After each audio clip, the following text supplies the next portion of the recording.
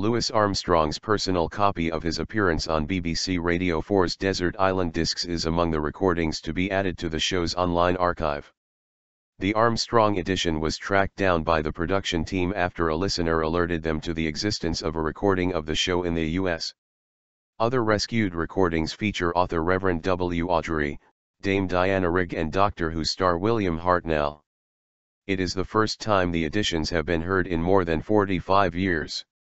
All the subjects were interviewed between 1964 and 1970 by Roy Plomley, with Thomas the Tank Engine author Awdry's 1964 appearance being the earliest.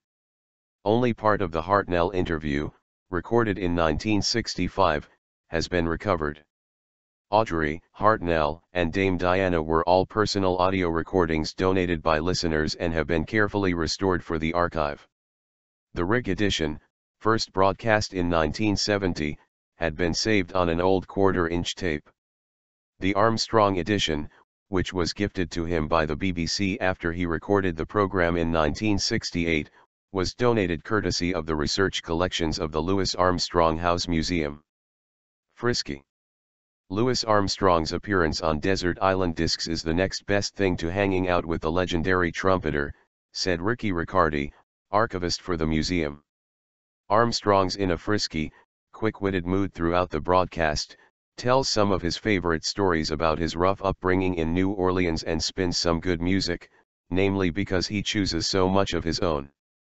Armstrong's favorite piece was his own track, Blueberry Hill. He also chose to take his own autobiography, while his luxury item, predictably enough, was a trumpet. Dame Diana chose a vegetable garden as her luxury item, Hartnell took cigarettes, and Rev Awdry took writing materials.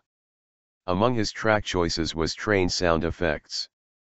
The Desert Discs Online archive was launched in 2011, in a bid to collate all the recordings from the show's 73-year history. Current host Kirsty Young described it as a broadcasting treasure trove. Unearthing yet more recordings and adding them to our archive is great news, not just for the much valued listeners we have now, but for listeners of the future too, she added.